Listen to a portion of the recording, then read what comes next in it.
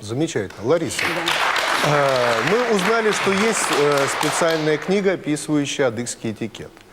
Но наверняка есть еще какие-то другие книги и документы, например, посвященные воспитанию детей, как их правильно воспитывать. Вы мать 3 детей, многодетная мать. Вот на каких канонах, на каких адыгских законах вы воспитываете своих детей? Как это было исторически?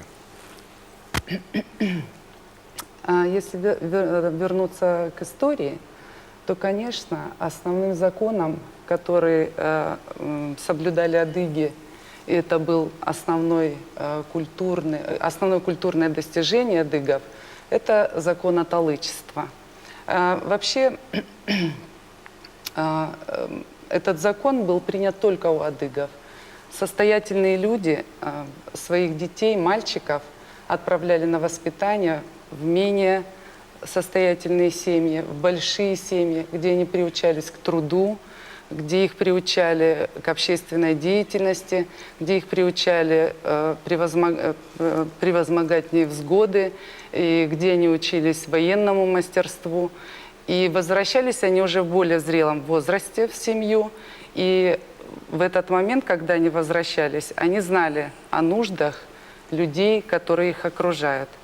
И я считаю, конечно, это очень большое достижение, но в наше время, к сожалению, это уже невозможно воспроизвести. И поэтому адыги стараются воспитывать своих детей прежде всего в уважении и почтении к старшим. Это проявляется в самых простых, начинается все с самых простых моментов в жизни. Когда заходят старшие, все встают. Когда просьба старших, это исполняется в первую очередь. Самые серьезные моменты в жизни всегда оговариваются и советуются со старшими, такие как выбор будущей профессии, выбор спутника жизни. Все это советы все обязательно должны исходить от старших. И, конечно, при воспитании детей надо учитывать должно быть уважительное отношение к детям. Они растут и знают, что в любом возрасте они достойны уважения. Это Лариса, прежде то есть всего, можно да. сказать, что ваши дети вас слушаются беспрекословно, Да, ну, и уважают слушается, авторитет старших. Прежде всего, конечно, точка контроля должна быть в самих детях. Понимаете, вы не можете все проконтролировать, и поэтому дети должны быть достаточно самостоятельными.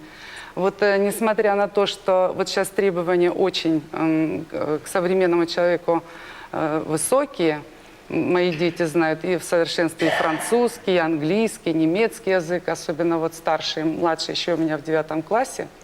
Несмотря на это, мы стараемся разговаривать дома на своем языке. Они знают черкесский язык, знают обычаи, они самостоятельно обслуживают все, делают сами, самостоятельно по дому. Девочки делают все, что положено делать девушкам. И, конечно, все свои общения внешние и с друзьями, подругами, мы в курсе всех событий и вместе все всегда обсуждаем.